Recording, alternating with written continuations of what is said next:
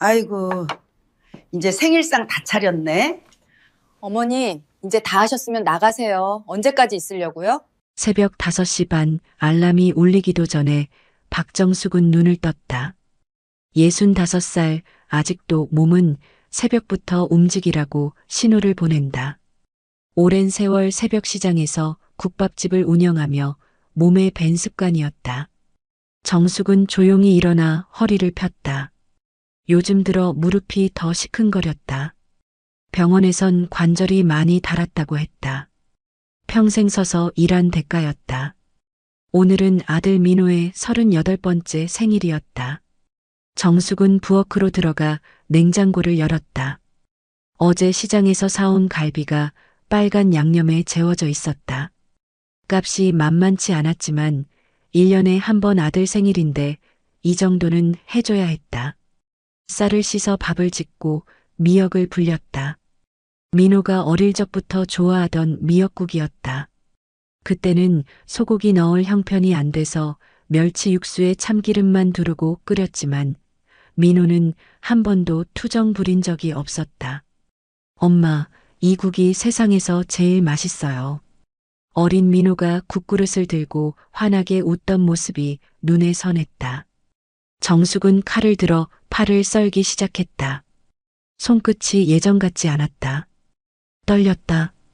몇 년 전부터 손가락 관절이 뻣뻣해지더니 이젠 가는 칼질도 조심스러웠다. 그래도 오늘만큼은 정성을 다해야 했다. 갈비찜을 압력솥에 넣고 당근과 표고버섯을 곱게 썰었다. 잡채도 만들었다. 민호가 어릴 때 잔치집 가면 제일 좋아하던 음식이었다. 오전 11시가 되자 상을 차리기 시작했다. 좁은 24평 아파트의 작은 거실 테이블에 하나하나 음식을 올렸다. 갓 지은 쌀밥, 김이 모락모락 나는 미역국, 윤기 나는 갈비찜, 알록달록한 잡채, 그리고 정성스레 담은 나물들. 정숙은 테이블을 바라보며 잠시 숨을 돌렸다. 무릎이 욱신거렸다. 아침부터 서서 일하느라 다리가 퉁퉁 부은 것 같았다. 하지만 마음만은 뿌듯했다. 이제 올 시간인데. 정숙은 핸드폰을 꺼내 시계를 확인했다. 민호한테 오늘 점심 먹으러 오라고 했더니 며느리 지영이랑 같이 온다고 했다. 벌써 석 달째 얼굴도 못 봤다. 지영이 바쁘다고 했다. 그래도 며느리가 좋아하는 과일이라도 사둘 걸 그랬나? 정숙은 냉장고를 다시 열었다. 사과와 배가 몇 개 있었다. 깎아서 내놓으면 되겠지. 오후 1시가 넘어서야 현관문이 열렸다. 어머님 왔어요. 지영의 목소리가 들렸다. 평소보다 차가웠다. 정숙은 얼른 앞치마를 벗으며 현관으로 나갔다. 왔니? 민호야, 생일 축하한다. 뒤따라 들어온 민호는 어색하게 웃으며 고개를 숙였다. 어머니, 고맙습니다. 들어와, 들어와. 밥 다 차렸다. 빨리 들어와서 앉아라. 정숙은 두 사람을 거실로 안내했다. 하지만 지영은 상을 보더니 표정이 굳었다. 가방을 소파에 툭 던지고는 팔짱을 꼈다. 어머님, 아직도 이러고 계세요? 응? 뭐가? 민호 씨, 오늘 우리 이사 상담받고 온 거 어머님 못 보셨어요? 지영의 목소리가 날카로웠다. 민호는 쭈뼛거리며 지영의 눈치를 봤다. 정숙은 어리둥절했다. 이사? 무슨 이사? 저희 이제 34평 아파트로 이사 가요. 대출 더 받아서요. 그래서 오늘 상담받고 온 거예요. 지영은 신경질적으로 머리를 쓸어 넘겼다. 그래. 그럼 그거 축하해야 하는 거 아니냐? 잘 됐네. 그래도 아들 생일인데 미역국이라도 한술 뜨고 가거라. 정숙은 억지로 웃으며 손을 닦았다.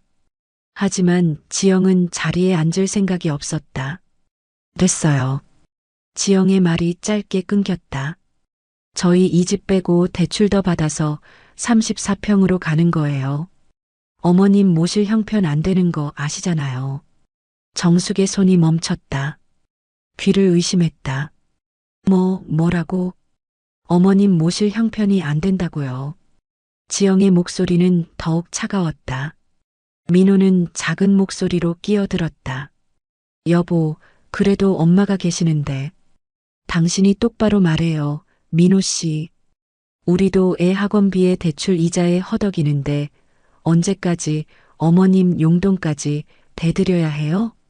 정숙은 그 자리에 얼어붙었다. 가슴이 철렁 내려앉았다. 지영아, 내가 너희한테 그렇게 짐이었니? 짐이죠. 솔직히 짐 아니에요? 지영은 핸드백을 열며 차갑게 말했다. 평생 시장에서 국밥집 하셨으면 노후 대책 하나 없이 뭐 하셨어요? 저희가 매달 용돈 드리는 것도 이젠 한계예요. 여보, 그건 너무 심한 거 아니야? 엄마가 그 국밥집 하면서 나 대학까지 다 보내셨다고.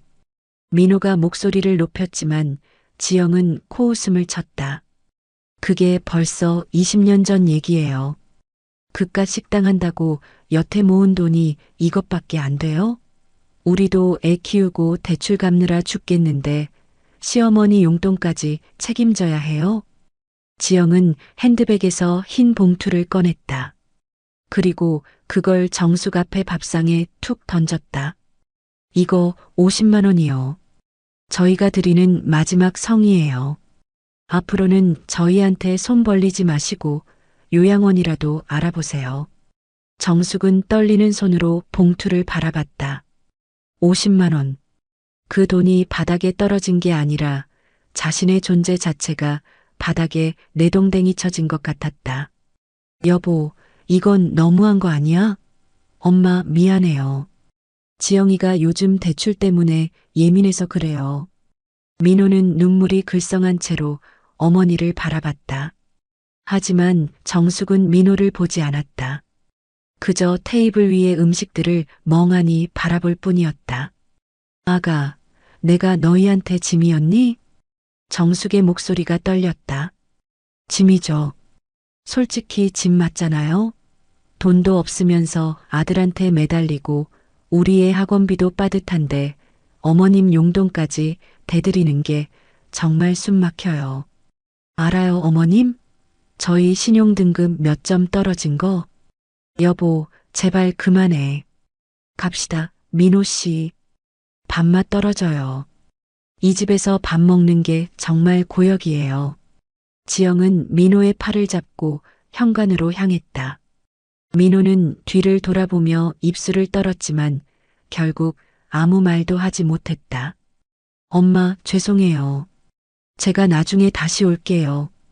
현관문이 쾅 닫혔다. 홀로 남은 정숙은 차려진 생일상을 망연히 바라봤다. 김이 식어가는 미역국, 식어버린 갈비찜, 그리고 바닥에 떨어진 50만 원짜리 봉투. 정숙은 천천히 봉투를 집어들었다. 손이 떨렸다. 가슴이 먹먹했다.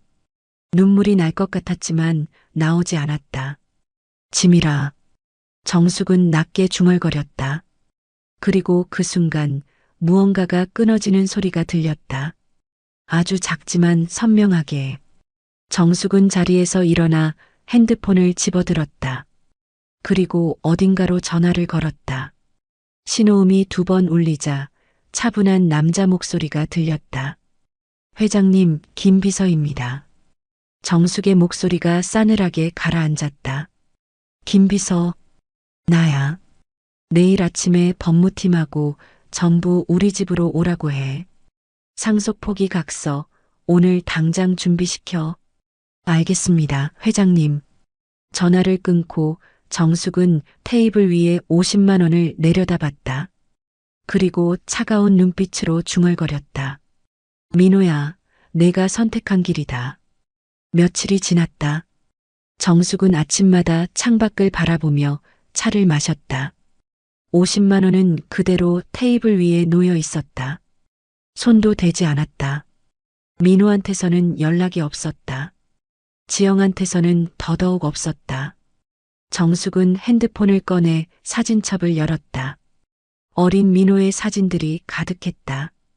초등학교 입학식 때 교복을 입고 환하게 웃던 모습, 중학교 졸업식 때 상장을 들고 찍은 사진, 대학 입학 통지서를 받고 기뻐하던 날. 내가 잘못 키운 건가? 정숙은 사진을 오래 바라보다가 핸드폰을 내려놓았다. 핸드폰이 울렸다. 김비서였다. 회장님, 서류 준비 완료했습니다. 내일 오전 10시에 방문하겠습니다. 그래, 수고했네. 정숙은 전화를 끊고 창밖을 바라봤다. 하늘이 흐렸다. 비가 올 것 같았다. 다음 날 아침 정숙은 평소보다 일찍 일어났다. 머리를 단정히 빗고 옷을 갈아입었다. 김비서와 법무팀이 올 시간이었다. 오전 10시 정각 초인종이 울렸다. 정숙은 문을 열었다. 김비서와 변호사 2명이 서 있었다. 회장님, 안녕하십니까? 들어오게. 정숙은 그들을 거실로 안내했다. 변호사들은 서류 가방을 열어 서류들을 꺼냈다. 회장님, 상속 포기 각서와 유언장 수정안을 가져왔습니다. 한번 검토해 주시겠습니까? 정숙은 서류를 받아 천천히 읽기 시작했다. 한 장 한 장 넘길 때마다 표정이 더욱 굳어졌다. 이대로 진행하게. 알겠습니다, 회장님. 변호사는 고개를 숙였다. 김 비서가 조심스럽게 물었다. 회장님, 정말 괜찮으십니까? 정숙은 창밖을 바라보며 대답했다. 괜찮아. 이게 맞는 일이야. 서류에 서명을 마친 뒤 정숙은 변호사들을 배웅했다. 문을 닫고 나서 정숙은 다시 테이블 위에 50만 원을 바라봤다. 50만 원. 정숙은 봉투를 집어들어 찢었다. 그 안의 돈이 바닥에 흩어졌다. 정숙은 그 돈들을 주워 담지 않았다. 그냥 두었다. 며칠이 더 지났다. 민호한테서는 여전히 연락이 없었다.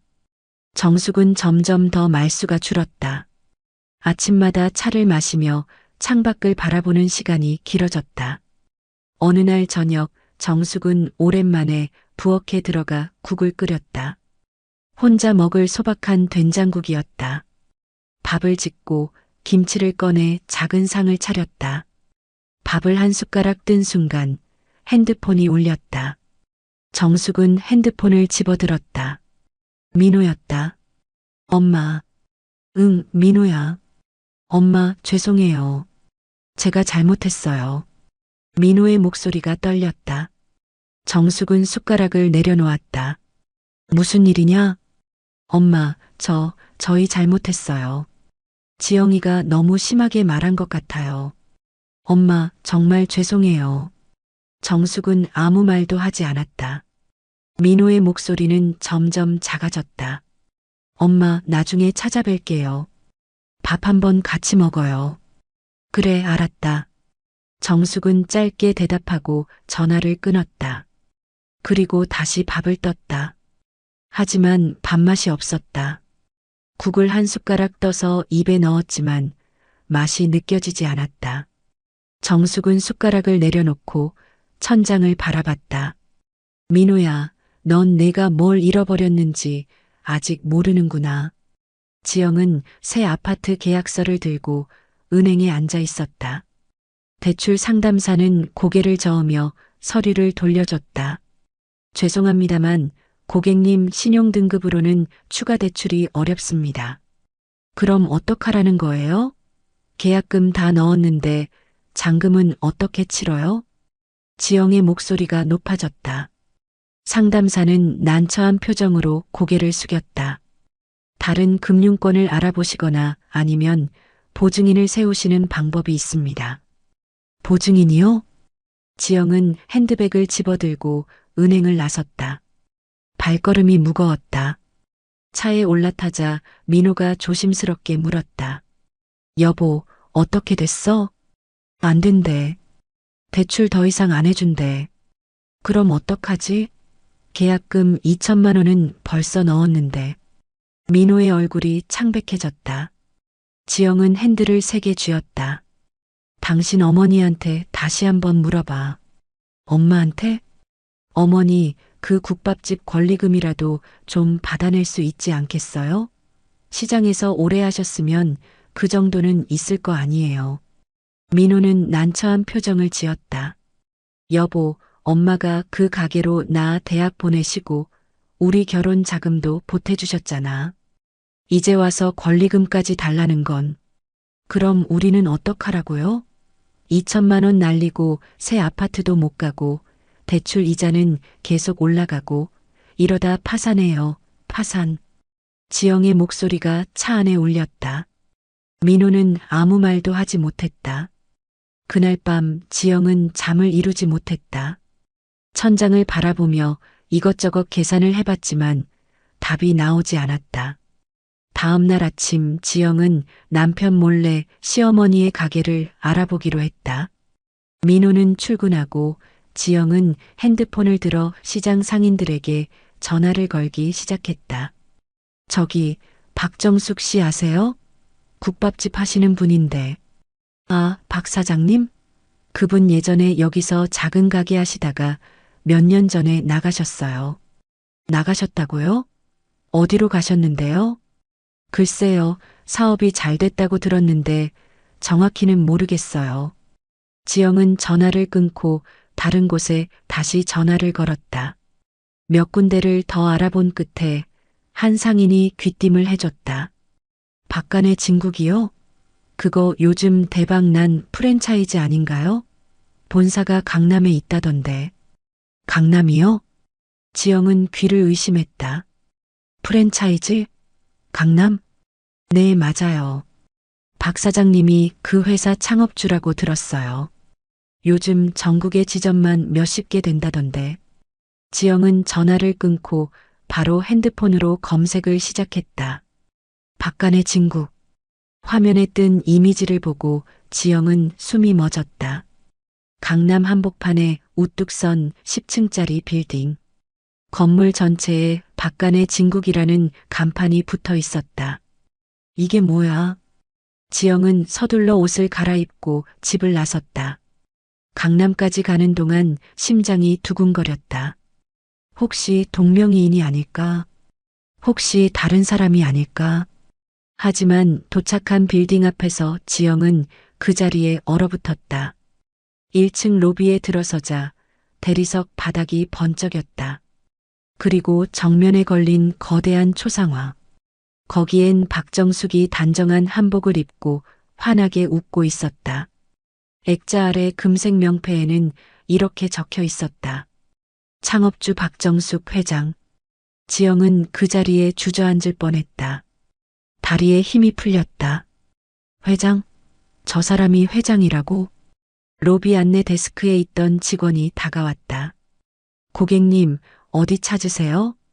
지영은 입술을 떨며 초상화를 가리켰다. 저분이 여기 회장님이세요? 네, 맞습니다.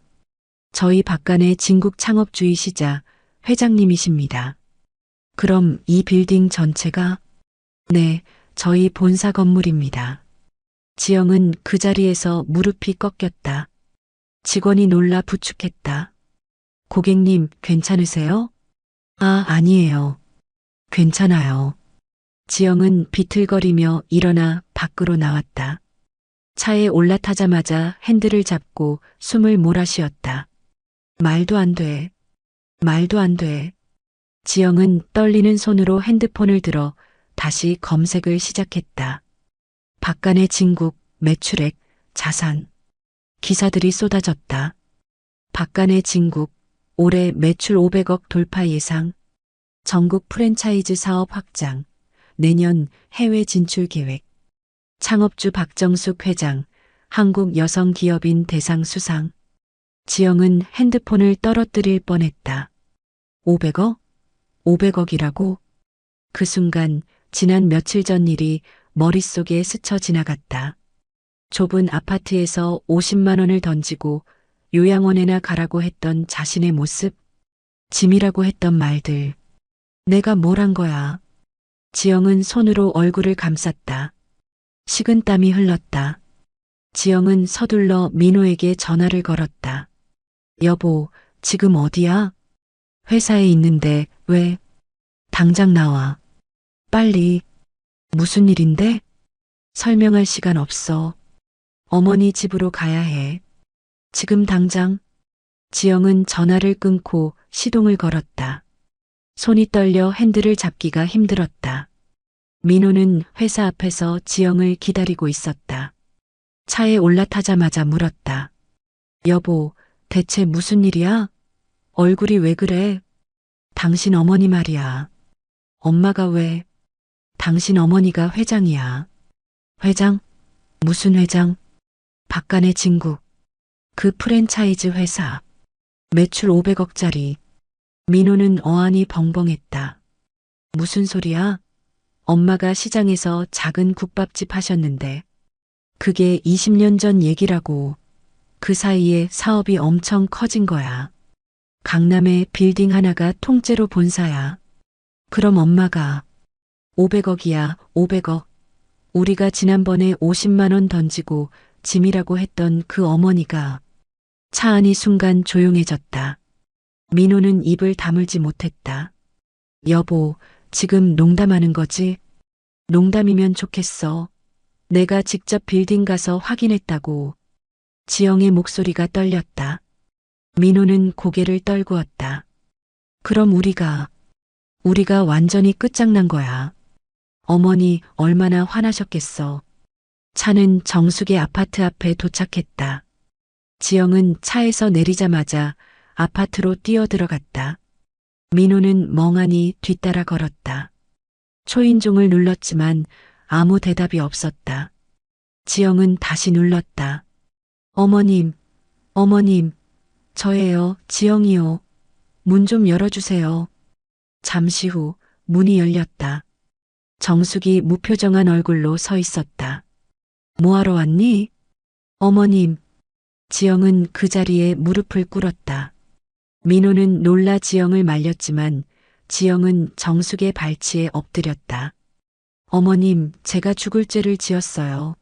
제가 정말 잘못했어요. 용서해 주세요. 정숙은 차갑게 내려다봤다. 일어나거라. 어머님, 일어나라니까. 정숙의 목소리가 낮고 단호했다.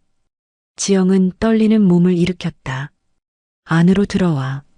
정숙은 두 사람을 거실로 안내했다. 하지만 차를 내오지도 자리를 권하지도 않았다. 어머니, 저희가 정말 잘못했습니다. 민호가 고개를 숙였다. 정숙은 창밖을 바라보며 말했다. 민호야, 너 나한테 궁금한 거 없니? 네. 왜 내가 너한테 사업 얘기를 안 했는지. 민호는 입을 열었다가 다물었다. 정숙이 천천히 말을 이었다. 너 대학 갈 때 난 시장에서 작은 국밥집 하나 운영하고 있었어. 그때는 정말 작았지. 하루 종일 서서 일해도 간신히 너 학비 대고 월세 내고 그랬지. 어머니. 그런데 내가 서울 가고 나서 난 가게를 조금씩 키워나갔어. 처음엔 지점 하나, 그 다음엔 2개, 3개. 그렇게 10년, 20년이 지나면서 프랜차이즈가 됐지. 정숙은 민호를 돌아봤다. 너 알아? 그동안 난 너한테 연락할 때마다 내가 나한테 얼마나 관심 있는지 시험했어. 내 일을 물어보는지, 내가 어떻게 지내는지 궁금해하는지. 민호는 고개를 들지 못했다. 근데 넌 한 번도 안 물어봤어. 한 번도. 그냥 엄마 건강하세요? 그 말만 하고 전화 끊었지. 내 며느리는 더했어. 나한테 짐이라고 했지. 지영은 고개를 푹 숙였다. 어머님, 제가 정말 잘못했어요. 제가 너무 어리석었어요. 잘못한 걸 아는구나. 정숙의 목소리가 더욱 차가워졌다. 그래, 넌 잘못한 걸 알아. 근데 그게 다야? 이제 와서 무릎 꿇는다고 용서받을 수 있을 것 같아? 어머님, 나가거라. 어머님, 제발요. 나가라고. 정숙은 문을 열었다. 지영은 울먹이며 정숙의 옷자락을 잡았다. 어머님, 제발 한 번만 용서해 주세요. 저희가 정말 잘못했어요. 그때 아파트 앞에 고급 세단 한 대가 멈췄다. 차에서 단정한 정장을 입은 여자가 내렸다. 40대 초반으로 보이는 그 여자는 서류 가방을 들고 아파트 쪽으로 걸어왔다. 엄마. 그 여자가 정숙을 부르며 다가왔다. 지영과 민호는 놀라 그 여자를 바라봤다. 누구세요? 지영이 물었다. 여자는 지영을 차갑게 내려다봤다. 전 최미영이에요. 박간의 진국 총괄 본부장. 본부장? 그리고 미영은 정숙에게 다가가 팔짱을 꼈다. 저 어머니 딸이고요. 지영은 그 자리에서 입을 다물지 못했다. 민호 역시 멍하니 미영을 바라봤다. 딸이요? 무슨 말씀이세요? 어머니한테 딸이 있다는 얘기는 처음 듣는데요. 민호의 목소리가 떨렸다. 미영은 냉정하게 대답했다. 오빠가 모르는 게 많죠. 어머니께서 일부러 숨기셨으니까요. 그게 무슨... 들어가서 얘기하죠, 엄마. 미영은 정숙의 손을 잡고 안으로 들어갔다. 지영과 민호는 어쩔 줄 몰라 하며 뒤따라 들어갔다. 거실에 모두 앉았다. 미영은 서류 가방을 열어 몇 장의 서류를 꺼내 테이블 위에 놓았다. 이게 뭐예요? 지영이 물었다. 미영은 서류를 가리키며 말했다. 상속 포기 각서예요. 어머니께서 준비하신 거죠. 상속 포기. 민호가 서류를 집어들었다. 거기엔 명확하게 적혀 있었다. 최민호는 박정숙의 모든 재산 상속을 포기한다. 어머니, 이게 무슨 뜻이에요? 민호의 목소리가 갈라졌다. 정숙은 차분하게 대답했다. 말 그대로야. 넌 내 재산에 손댈 수 없어. 어머니, 저희가 잘못한 건 알지만 이렇게까지 하실 필요가 있나요? 지영이 끼어들었다. 하지만 정숙은 지영을 거들떠보지도 않았다. 너희가 나한테 뭐라고 했지? 짐이라고 했잖아. 요양원 가라고 했고 50만 원 던지면서 마지막 성이라고 했지. 그건 제가 정말 잘못 생각해서 그런 거예요. 어머님, 제발. 이제 와서 빌어봤자 소용없어. 정숙의 목소리는 단호했다. 미영이 말을 이었다. 어머니 전 재산은 제가 상속받을 거예요. 그게 어머니 뜻이시고 저도 그렇게 하겠습니다. 그럴 순 없어요. 지영이 소리쳤다. 오빠가 어머니 친아들이잖아요. 법적으로 당연히 상속받을 권리가 있어요. 법적으로요? 미영이 비웃듯 말했다. 그럼 유류분 반환 청구 소송이라도 걸어보세요. 어차피 법정 상속분의 절반밖에 못 받을 텐데. 유류분? 지영은 그 단어를 처음 들어봤다. 미영은 찬찬히 설명했다. 유류분이라는 게 있어요. 법정 상속인이 최소한으로 보장받는 상속 재산이죠. 하지만 그것도 법정 상속분의 절반밖에 안 돼요. 어머니 재산이 500억이고 오빠가 유일한 자녀라면 원래는 전부 받을 수 있겠죠.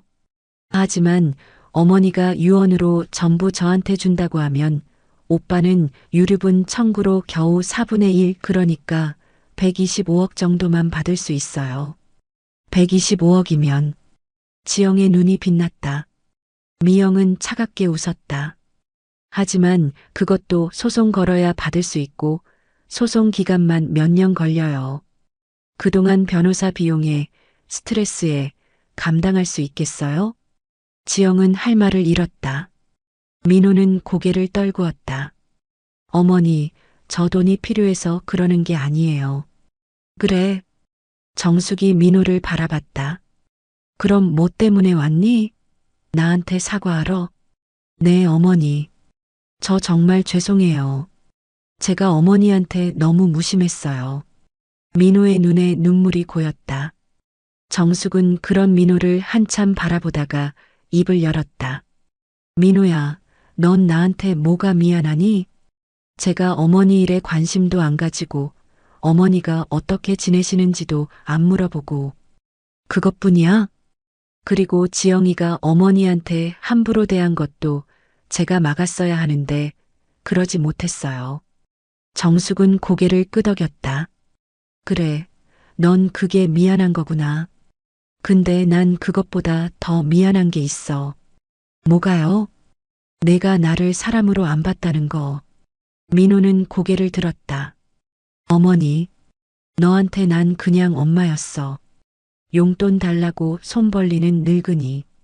짐, 그게 다였잖아. 근데 나도 사람이야. 내 인생이 있고, 내가 이룬 게 있고, 내 자존심이 있어. 정숙의 목소리가 떨렸다. 너 알아? 내가 20년 동안 얼마나 힘들게 일했는지. 새벽 4시에 일어나서 시장 가고, 밤 11시에 문 닫고, 무릎 아파서 병원 가도 일어나서 또 일하고, 그렇게 해서 가게 하나하나 키웠어. 어머니, 저 몰랐어요. 몰랐지. 넌 관심이 없었으니까. 너한테 난 그냥 돈 받아 쓰는 늙은이였으니까. 정숙은 자리에서 일어나 창밖을 바라봤다. 민호야, 난 너한테 실망했어. 돈 때문이 아니라 내 마음 때문에. 민호는 눈물을 흘리며 고개를 숙였다. 어머니, 죄송합니다. 정말 죄송합니다. 미안하다고 다 되는 게 아니야. 정숙은 돌아서서 민호를 바라봤다. 너 이제 나한테서 한 푼도 못 받아. 내 전 재산은 미영이한테 갈 거야. 어머니, 지영이 벌떡 일어났다. 그래도 이건 너무하시잖아요. 오빠가 어머니 친아들인데 어떻게 전부 딸한테 주실 수가 있어요. 내가 주고 싶은 사람한테 주는 게 뭐가 잘못이야?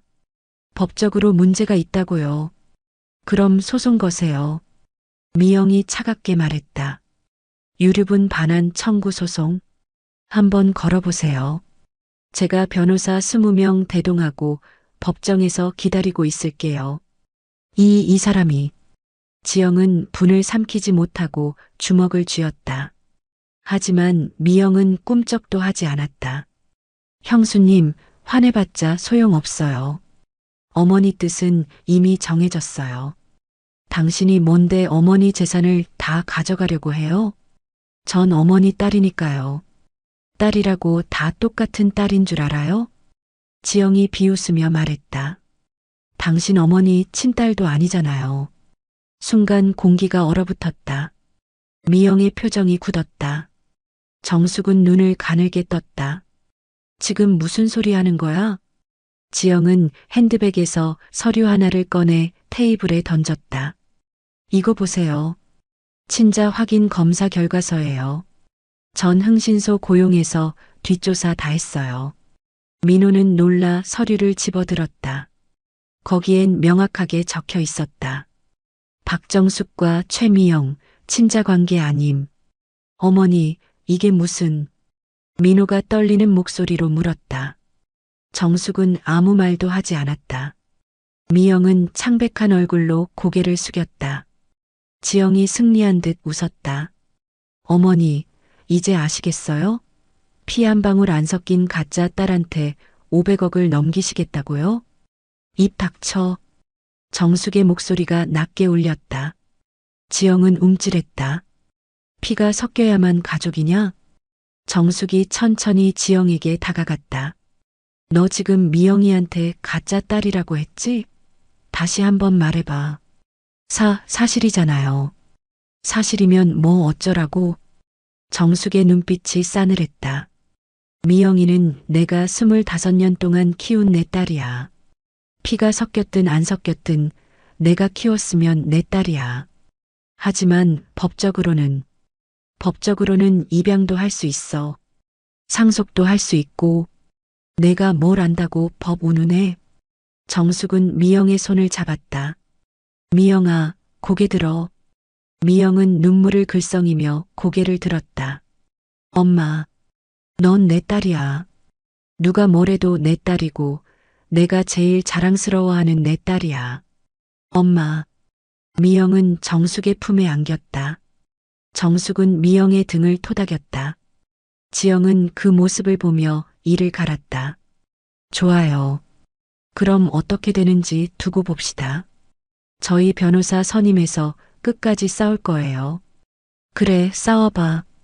정숙은 차갑게 말했다. 법정에서 봐. 근데 그 전에 하나 물어볼게. 너희 지금 당장 변호사 선임할 돈 있어? 지영은 할 말을 잃었다. 정숙은 비웃었다. 새 아파트 잔금도 못 내서 허둥대는 주제에 무슨 돈으로 소송해? 변호사 비용만 몇 천만 원인데. 그건 나가. 정숙은 문을 열었다. 다시는 내 앞에 나타나지 마. 너희 같은 사람들 보기 싫어. 민호는 울먹이며 일어났다. 어머니, 저 정말. 민호야. 정숙이 민호를 불렀다. 넌 이제 내 아들 아니야. 민호는 그 자리에 무너졌다. 지영은 민호를 부축해 일으켰다. 갑시다, 여보. 여기 더 있어봤자 소용없어요. 두 사람은 비틀거리며 밖으로 나갔다. 문이 닫히고 정숙은 그 자리에 주저앉았다. 엄마. 미영이 정숙을 안았다. 괜찮아요, 엄마. 제가 있잖아요. 미영아. 네, 엄마. 고마워. 정숙은 미영의 손을 꼭 쥐었다. 내가 있어서 다행이야. 두 사람은 한참 동안 아무 말 없이 안고 있었다. 밖으로 나온 지영과 민호는 차에 올라탔다. 지영은 핸들을 세게 쳤다. 망했어. 완전히 망했어. 여보, 이제 어떡하라고. 새 아파트 잔금도 못 내고 소송할 돈도 없고. 민호는 아무 말도 하지 못했다. 그저 창밖만 바라봤다. 지영은 핸드폰을 꺼내 어딘가로 전화를 걸었다. 여보세요? 저 지난번에 상담받았던 사람인데요. 변호사 비용이 얼마나 드나요? 전화 너머로 목소리가 들렸다. 지영의 얼굴이 점점 굳어졌다. 네, 착수금만 3천만 원이요? 그리고 승소하면 성공 보수가 또 따로. 지영은 전화를 끊고 한숨을 쉬었다. 끝났어. 완전히 끝났어. 여보, 미안해. 미안하긴 뭐가 미안해요. 이제 와서 미안하면 뭐해요. 지영은 시동을 걸었다. 차는 어둠 속으로 사라졌다. 며칠이 지났다. 지영과 민호는 새 아파트 계약을 포기했다. 계약금 2천만 원은 날아갔다. 지영은 매일 집에서 핸드폰만 들여다보며 한숨을 쉬었다. 이렇게 당할 순 없어. 지영은 중얼거리며 핸드폰을 들었다. 그리고 검색을 시작했다. 최미영, 박간의 진국 본부장. 기사들이 쏟아졌다. 최미영 본부장, 젊은 나이에 프랜차이즈 사업 총괄. 경영 수완 뛰어나 업계 주목. 이 여자가 대체 누구야? 지영은 다시 흥신소에 전화를 걸었다. 저 지난번에 친자 확인 의뢰했던 사람인데요. 추가 조사 좀 부탁드리고 싶어요. 어떤 조사를 원하시는데요? 최미영이라는 사람이요. 어떻게 박정숙 씨 딸이 됐는지 그 배경을 다 알고 싶어요. 알겠습니다. 일주일 정도 시간 주시면 조사해 드리겠습니다. 일주일 후 흥신소에서 연락이 왔다. 지영은 서둘러 사무실로 향했다. 흥신소 직원은 두꺼운 파일을 건넸다. 조사 결과입니다. 꽤 복잡한 사연이더군요. 지영은 파일을 펼쳤다. 거기엔 놀라운 내용이 적혀 있었다. 최미영은 박정숙의 남편이 외도해서 낳은 아이였다. 박정숙의 남편은 40년 전 젊은 여자와 바람이 나서 아이를 낳았고 그 여자는 아이를 남기고 떠났다. 남편은 어쩔 수 없이 아이를 집으로 데려왔고 박정숙은 그 아이를 키우기로 했다. 혼외자였구나. 지영의 입가에 미소가 번졌다. 그럼 완전히 남의 피잖아. 파일을 더 넘기자 또 다른 내용이 나왔다. 박정숙의 남편은 15년 전에 사망했다. 교통사고였다. 그 후 박정숙은 혼자서 미영을 키우며 사업을 키워나갔다. 남편은 죽고 아이는 혼외자. 그래도 키웠다는 거네. 지영은 파일을 덮고 흥신소 직원에게 물었다. 이 내용 확실한 거죠? 네, 출생 기록부터 병원 기록까지 다 확인했습니다. 최미영 씨는 법적으로 박정숙 씨의 딸이 아닙니다. 그냥 함께 살았을 뿐이죠. 좋아요. 고맙습니다. 지영은 파일을 들고 사무실을 나섰다. 차에 올라타자마자 민호에게 전화를 걸었다. 여보, 지금 어디야? 회사인데. 당장 나와. 어머니 만나러 가야 해. 여보, 엄마가 우릴 안 만나줄 거야. 이번엔 달라. 내가 결정타를 찾았어. 결정타? 말로 설명 안 돼. 빨리 나와. 지영은 전화를 끊고 핸들을 잡았다. 이번에는 진다. 민호를 태우고 정숙의 아파트로 향했다. 하지만 이번엔 초인종을 누르지 않았다. 지영은 핸드폰을 꺼내 정숙에게 문자를 보냈다. 어머님, 최미영 씨에 대해 할 말이 있습니다. 지금 아파트 앞에 있으니 문 열어주세요. 잠시 후 문자가 왔다. 무슨 할 말이 있는데? 직접 말씀드리겠습니다. 몇 분 후 초인종이 울렸다. 정숙이 문을 열었다. 들어와. 정숙의 목소리는 여전히 차갑했다. 지영과 민호는 조심스럽게 들어갔다. 거실에는 미영도 앉아 있었다.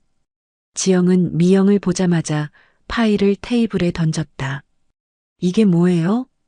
정숙이 파일을 집어들었다. 펼쳐보더니 표정이 굳었다. 어디서 이런 걸? 흥신소에 맡겼어요. 최미영 씨 신상조사. 미영은 파일을 보며 입술을 깨물었다. 지영이 계속 말했다. 어머님 아시죠? 최미영 씨가 누구 딸인지. 어머님, 남편이 바람 피워서 낳은 애잖아요. 입 닥쳐. 정숙의 목소리가 낮게 깔렸다. 하지만 지영은 멈추지 않았다. 혼외자예요, 혼외자. 어머님이랑 피 한 방울도 안 섞인 남의 자식이에요. 그런 애한테 500억을 넘기시겠다고요? 그만해, 여보. 민호가 지영의 팔을 잡았다. 하지만 지영은 뿌리쳤다. 왜 그만해요? 사실을 말하는 건데. 어머님, 정신 차리세요. 저 여자는 어머님 딸이 아니에요. 그냥 남편이 데려온 애일 뿐이라고요. 미영은 고개를 숙인 채 떨고 있었다. 정숙은 천천히 자리에서 일어났다. 지영아. 네. 너 지금 뭐 하는 거니? 사실을 말씀드리는 거예요. 어머님이 속고 계시니까요. 내가 뭘 속았어? 정숙이 한 걸음 다가갔다. 난 다 알고 있어.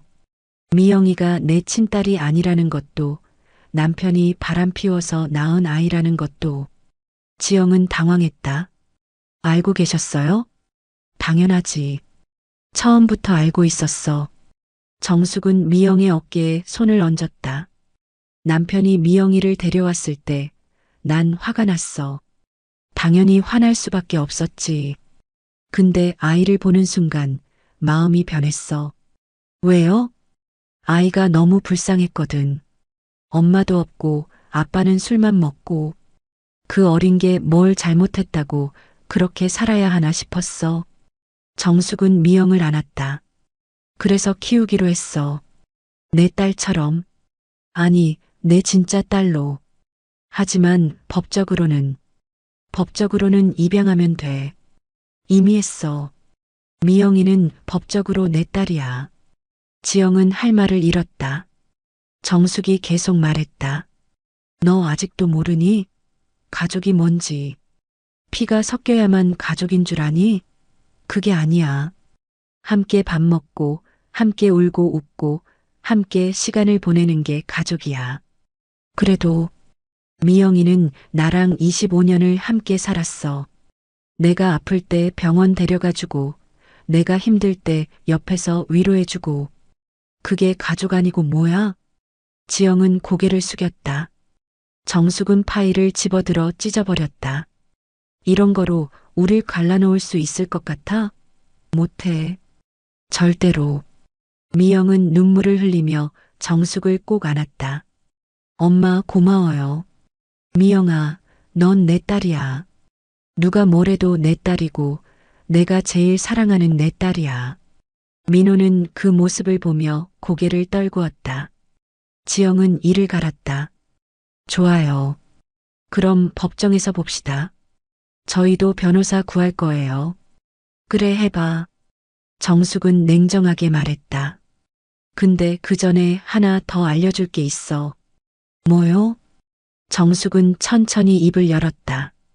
사실 민호도 내 친아들이 아니야. 순간 거실이 조용해졌다. 민호는 고개를 번쩍 들었다. 네.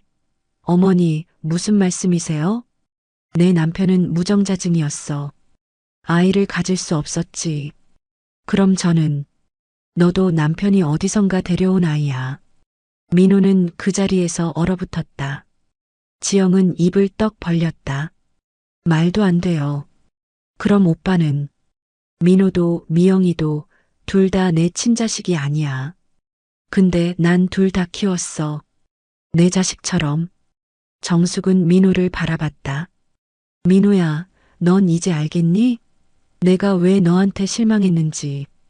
민호는 눈물을 흘리며 고개를 숙였다.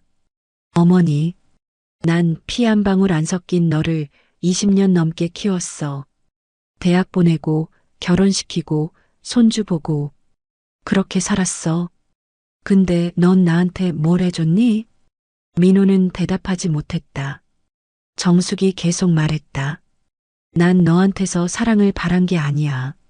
그냥 관심이라도 가져줬으면 했어. 내가 어떻게 사는지, 내가 힘든 건 없는지 그 정도만 물어봐 줬어도 좋았을 텐데. 어머니, 죄송합니다. 이젠 늦었어. 정숙은 자리에서 일어났다. 너희 나가. 다시는 내 앞에 나타나지 마. 지영은 민호를 부축해 일어섰다.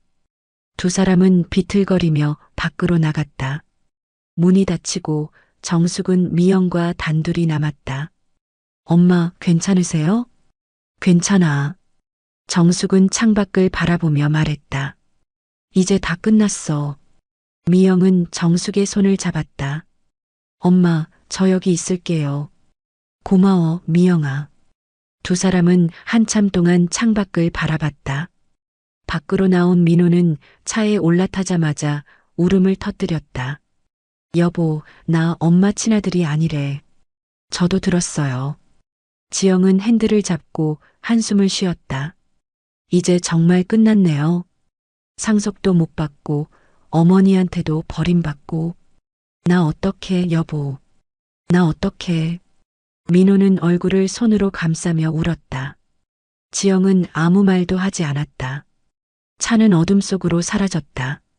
며칠 후 정숙과 미영은 변호사 사무실에 앉아 있었다. 변호사는 서류를 정리하며 말했다. 회장님, 유언장 작성 완료했습니다. 확인해 주시겠습니까? 정숙은 서류를 받아 천천히 읽었다. 그리고 고개를 끄덕였다. 이대로 하겠습니다. 알겠습니다.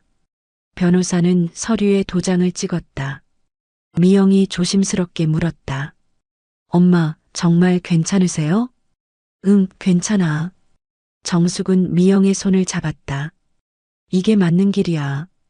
두 사람은 사무실을 나와 차에 올라탔다. 미영이 시동을 걸며 물었다. 엄마, 점심 뭐 드실래요? 국밥 먹을까? 좋아요. 차는 식당가로 향했다. 두 사람은 나란히 앉아 국밥을 먹었다. 엄마, 이 국 맛있다. 그렇지? 옛날 우리 가게 국 맛이랑 비슷해. 엄마가 끓인 국이 제일 맛있었는데. 집에 가서 끓여줄게. 정말요? 그럼. 두 사람은 환하게 웃었다. 정숙은 국을 한술 뜬 순간 먼 옛날이 떠올랐다.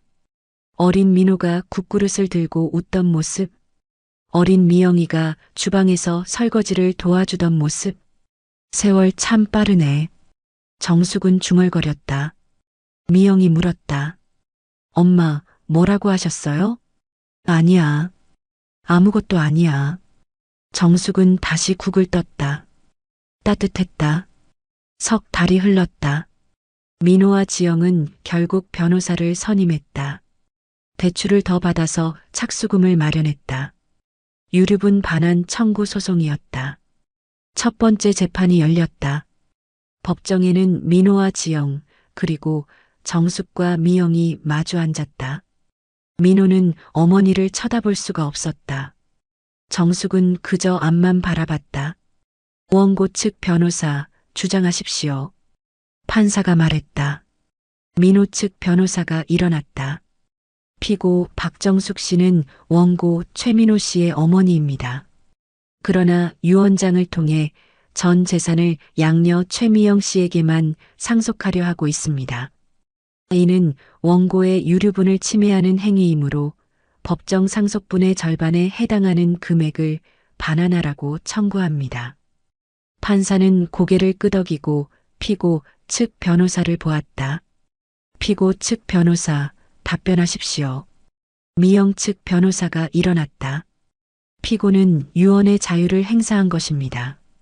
원고는 오랜 기간 피고를 방치하고 모욕했으며 양녀인 최미영 씨만이 피고를 성심껏 보살펴왔습니다. 도덕적으로나 법적으로나 피고의 유언은 정당합니다. 재판은 길어졌다.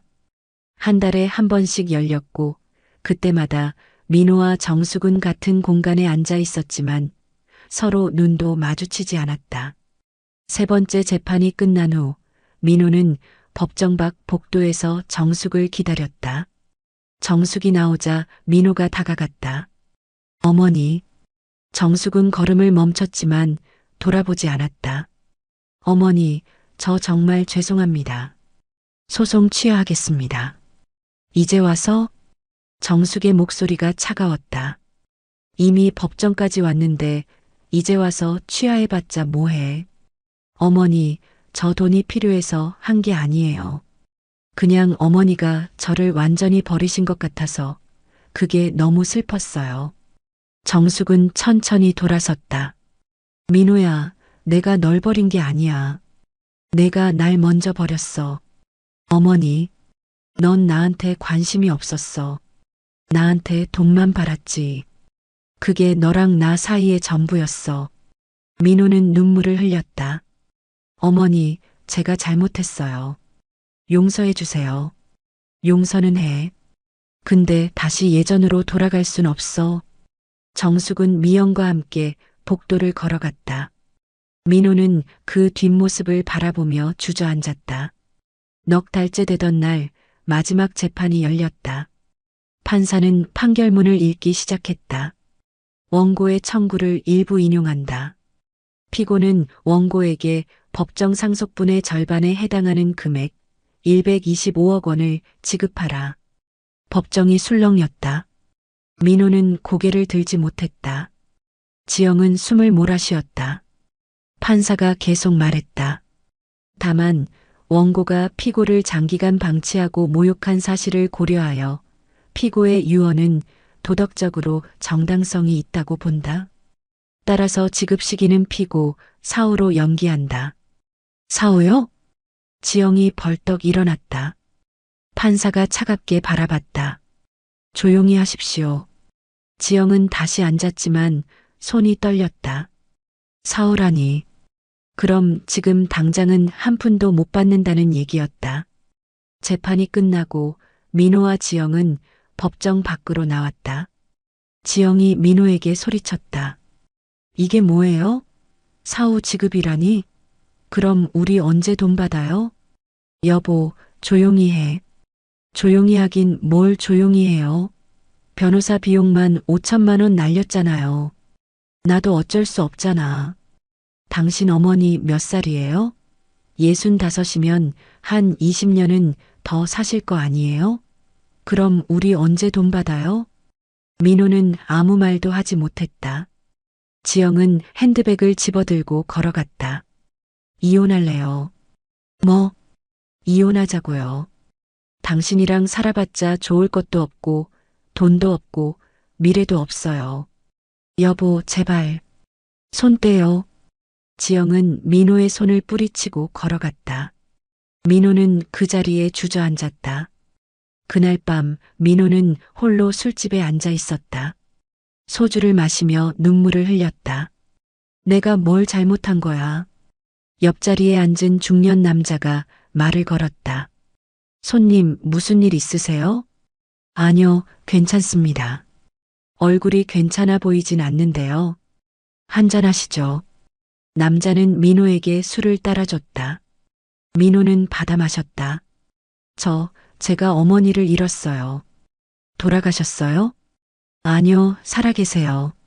근데 저를 아들로 안 보세요. 왜요? 민호는 그간의 일을 주절주절 이야기했다. 남자는 고개를 끄덕이며 들었다. 그럼 어머니가 회장이셨군요. 네. 그런데 손님은 몰랐고, 네, 전혀 몰랐어요. 남자는 잠시 생각하더니 말했다. 손님, 제가 보기엔 손님이 잘못하신 것 같아요. 제가요? 네. 어머니한테 관심이 없었잖아요. 돈만 받아 쓰고. 민호는 고개를 숙였다. 맞아요. 제가 잘못했어요. 이제라도 사과하세요. 어머니가 안 받아주세요. 그래도 계속하세요. 진심이 통할 때까지. 민호는 눈물을 닦았다. 고맙습니다. 남자는 자리에서 일어나며 민호의 어깨를 두드렸다. 힘내세요. 민호는 혼자 남아 술을 마셨다. 다음 날 민호는 정숙의 아파트 앞에 섰다. 손에는 꽃다발을 들고 있었다. 초인종을 눌렀지만 아무 대답이 없었다. 민호는 문 앞에 꽃다발을 놓고 돌아섰다. 그렇게 일주일을 반복했다. 매일 꽃다발을 놓고 편지를 남기고 돌아왔다. 어머니, 죄송합니다. 제가 잘못했어요. 어머니, 건강하세요. 어머니, 사랑합니다. 일주일째 되던 날 문이 열렸다. 미영이었다. 오빠, 미영아. 이제 그만하세요. 엄마가 힘들어하세요. 난 어머니 얼굴이라도 보고 싶어. 오빠 엄마는 오빠를 용서하셨어요. 근데 관계를 회복하고 싶진 않으신 것 같아요. 왜? 오빠가 너무 많이 상처를 줬어요. 민호는 고개를 숙였다. 미영아, 부탁이야. 어머니 한 번만 만나게 해줘. 미영은 잠시 망설이더니 고개를 끄덕였다. 일주일 후에 변호사 사무실로 오세요. 엄마가 할 말씀이 있으시대요. 정말? 네. 근데 오빠 각오는 하세요. 엄마가 무슨 말씀하실지 모르니까요. 민호는 고개를 끄덕였다. 일주일 후 민호는 변호사 사무실에 도착했다. 정숙과 미영 그리고 변호사가 앉아 있었다. 지영도 함께 왔지만 표정이 어두웠다. 앉으세요. 변호사가 말했다. 민호와 지영은 자리에 앉았다. 정숙이 입을 열었다. 오늘 너희를 부른 이유는 내 마지막 유언을 발표하기 위해서야. 마지막 유언이요? 그래. 난 내 전 재산을 사회에 환원하기로 했어. 순간 공기가 얼어붙었다. 지영이 벌떡 일어났다. 네. 사회의 환원이요? 그래. 500억 전부. 그럼 저희는요? 너희한테는 한 푼도 안 가. 말도 안 돼요. 지영이 소리쳤다. 정숙은 차갑게 바라봤다. 말도 안 되는 게 뭐야? 내 돈인데 내가 쓰겠다는데. 법원에서 유류분 인정했잖아요. 그래, 사후에 지급하라고 했지. 근데 내가 죽으면 재산이 없어. 다 기부할 거니까. 지영은 말문이 막혔다. 변호사가 서류를 꺼냈다. 회장님께서는 재산 전액을 박간의 진국장학재단에 기부하기로 하셨습니다. 이 재단은 어려운 가정의 아이들을 지원하는 재단입니다. 민호는 눈물을 흘렸다. 어머니, 민호야. 정숙이 민호를 바라봤다. 넌 이제 혼자 살아야 해. 내 돈 없이. 어머니, 저 돈 필요 없어요. 그냥 어머니랑 다시. 늦었어. 정숙은 자리에서 일어났다. 난 너한테 실망했어. 돈 때문이 아니라 내 마음 때문에. 어머니. 민호가 달려가 정숙의 손을 잡았다. 정숙은 손을 뿌리쳤다. 손 떼. 어머니, 제발이요. 저 정말 잘못했어요. 정숙은 민호를 한참 바라보다가 말했다. 민호야, 내가 너한테 물어볼 게 하나 있어. 네, 어머니. 이제 빈털터리 노인네가 됐는데 그래도 내가 내 어머니냐? 민호는 눈물을 흘리며 대답했다. 네, 어머니. 당연히 어머니세요. 정말? 네. 돈이 있든 없든 어머니는 제 어머니예요. 정숙의 눈에 눈물이 고였다. 그 말 진심이니? 네, 진심이에요. 정숙은 민호를 꼭 안았다. 미안하다, 민호야. 엄마가 너무 매정했구나. 아니요, 어머니. 제가 잘못했어요. 두 사람은 한참 동안 울었다. 미영도 눈물을 닦았다. 지영은 그 모습을 보며 자리에서 일어났다. 전화 갈게요. 여보. 민호가 불렀지만 지영은 돌아보지 않았다. 전 이혼 서류 보낼게요. 더 이상 이런 집안이랑은 못 살겠어요. 지영은 문을 열고 나갔다. 민호는 쫓아가지 않았다. 정숙이 민호의 어깨를 두드렸다. 괜찮니? 네, 어머니. 괜찮아요. 민호는 눈물을 닦았다. 이제 홀가분해요. 정숙은 미소 지었다. 그래, 잘 생각했어. 변호사가 다시 말했다. 회장님, 그럼 유언장은 그대로 진행하시겠습니까? 정숙은 잠시 생각하더니 고개를 끄덕였다. 아니, 바꿀게요. 어떻게 바꾸시겠습니까? 재산의 절반은 사회에 기부하고 나머지 절반은 미영이한테 줄게요. 그럼 민호 씨는요? 민호는. 정숙은 민호를 바라봤다. 박간의 진국 본점 하나 줄게. 내가 직접 운영해봐. 네. 내 엄마가 시작한 그 가게. 거기서부터 다시 시작해봐. 민호는 눈물을 흘렸다. 어머니, 고맙습니다. 고맙긴. 내가 잘해야지. 네, 열심히 하겠습니다. 정숙은 민호와 미영을 한데 모아 안았다.